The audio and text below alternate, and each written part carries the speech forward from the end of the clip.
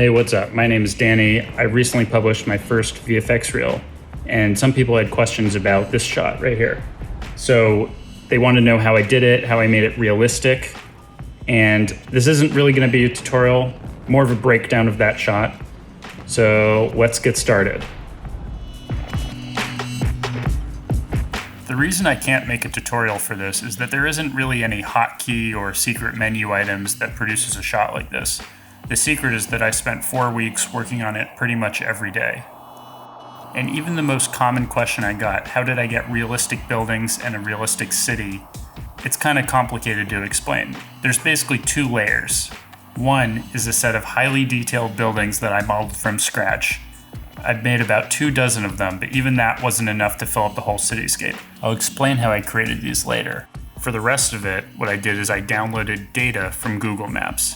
Check this out. Everything in the front of the frame and everything close to the camera, that's what I did. And everything in blue, that's from Google Maps. The problem with this technique is that it's very blatantly against Google's terms of service.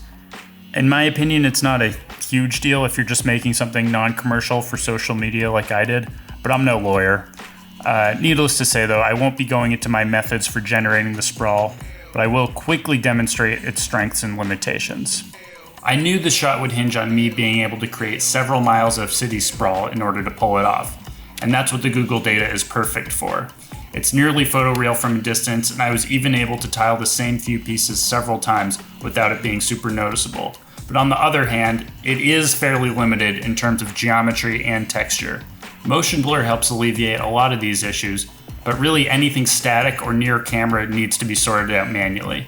As you can see from an early render of my first frame, even having the sprawl way in the distance was problematic. I needed to fill this first frame with 100% high resolution objects. Let me quickly break down all the layers that went into this frame. At the very bottom I have my city sprawl, which will eventually be completely covered up. On top of that is a massive plane that takes care of my sidewalks, roads, and any other miscellaneous ground materials. I use these generic buildings mostly to block out the city and fill negative space. I replace them with better models as I go along, but even by the end I still usually have like hundreds of them in my scene. Here are the high quality buildings that I modeled myself. The main hero building. Quick tip, I spent a long time in Blender trying to get good windows by putting glass in front of curtains, in front of other objects to try to make a realistic setup, but it's a lot easier than that. You can really just use a picture of a window. It fakes the parallax obviously, but if it's a wide enough shot, it really doesn't matter.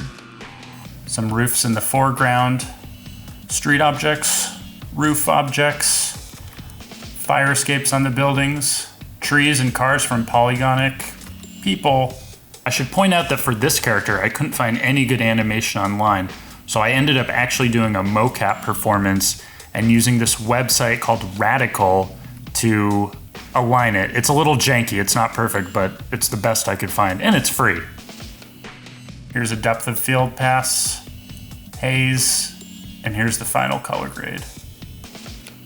Alright, now I'm going to show you how I made my custom buildings.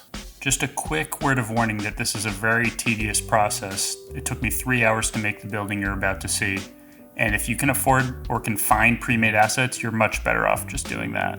Alright, let's get started. So I made all of these buildings by just taking a single photo and matching up both the geometry and textures to create what you see here. Today I'll be using this photo I took of a building in my neighborhood. I would say the only main criteria to look for in a photo are that there are no trees in the way, because trees are a nightmare to deal with, and also try to make sure it's at an angle so you can get a good camera solve and accurate dimensions. So here's the camera solve. I put the photo into F-Spy, which is the most popular Blender camera matcher, and I do a 2 vanishing point solve. Sometimes I also do a 3rd vanishing point. Doesn't always work, sometimes it gives the camera a weird shift, but it can also sometimes get your camera a little more accurate, so I usually do that. Import the F-Spy file into Blender, and there's your camera solve. Then I add a cube, bring it up so the bottom face is lined up with the 0.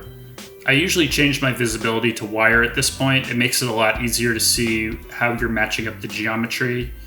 But then all you have to do is really just extrude and slide around the faces so that everything lines up. Quick tip, buildings are not always perfect cubes. They might seem like they're supposed to have all 90-degree angles and completely flat roofs, but often those are at an angle to, like, I don't know, let the rain roll off or something. So just try to make it match up the best you can and don't worry about having a perfect cube. Now we're going to project the texture onto our geometry by adding a UV project modifier. So set the camera as your camera and aspect ratio as your photo's aspect ratio. Now just add a new material to your object and set the base color as the image. That's simple. It's going to look a little wonky because it doesn't have much geometry. So add a subdivision modifier and increase it a lot. We're going to decrease it eventually once we have enough geometry. I usually try to keep these buildings between like 4,000 and 7,000 vertices. May not sound like a lot, but when you have 10 or 20 different buildings, they can all start to add up pretty quickly. So here I'm just adding edge loops and then extruding, insetting, again, to match whatever I'm seeing on the photo.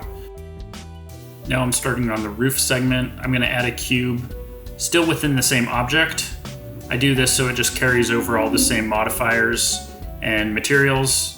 And that's the beauty of the UV project modifier, right? You can just see anything you add automatically gets the projection. I'm going to do the same thing with the balconies. This part's optional because it's pretty easy to recreate this texture by hand. But since it's so easy, I'm just going to do it the same way. But I'm not going to bother with the smaller details. I'll take care of that later. I'm going to add more edge loops now to define the edges of our windows. And then I'm going to start insetting them.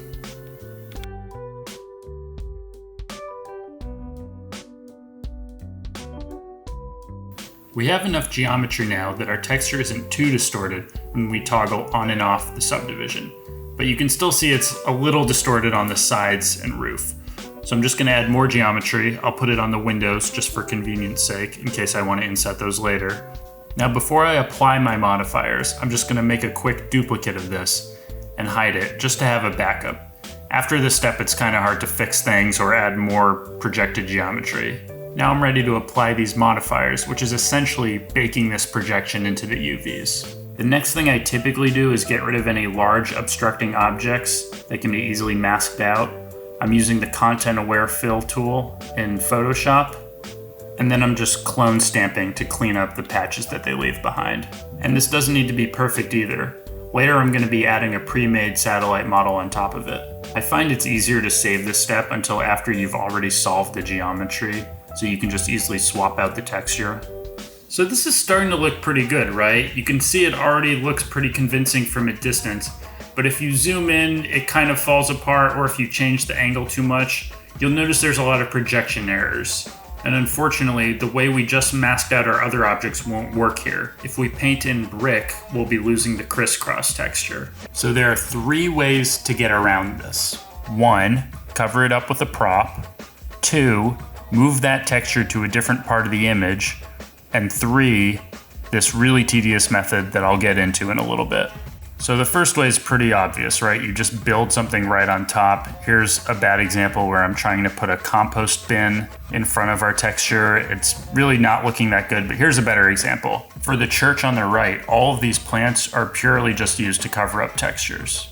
Those ones. If you only have a few fixes to make, you can get away with dragging textures to other parts of the image that you don't need, auto-filling those areas, and then dragging the UVs to correspond with those changes.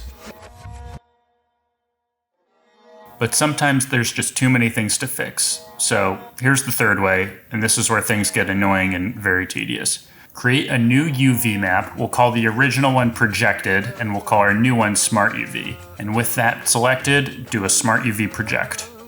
Now in the material, create a new image. I usually make this 4K because that's about how big our picture was. And we're gonna bake our picture to this new image, giving it the new UVs. So click on the new texture and click bake. And there it is. And you can go back and forth between these 2 images and see if there's any differences. There will probably be a slight quality difference, but yeah, it should look pretty much identical. Oh, and also make sure you save this image because Blender will not do that automatically. So now we're gonna start texture painting using this clone tool. Set the cursor where you want it to paint from and then just go for it. And now we don't have to worry about overwriting this texture because every part of this building has its own UV.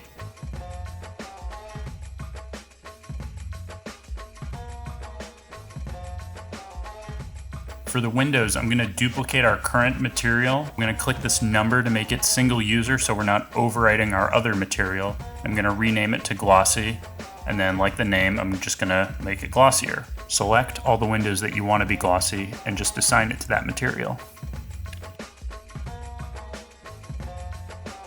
All right, guess what? We're going back to Photoshop. We've brought in our new texture that we generated, and we're using the content-aware fill tool to again mask out some more areas. All right, now let's fix our left wall by duplicating the right wall and then using it to replace the left side, just like that. Let's add an AC unit by adding a cube still in our same object. We're just gonna roughly position its UVs to match the textures we see on our image. Doesn't have to be perfect. I'm making a new object for the balconies railing using arrays and duplicates to fill it up and matching how it looks in the camera view.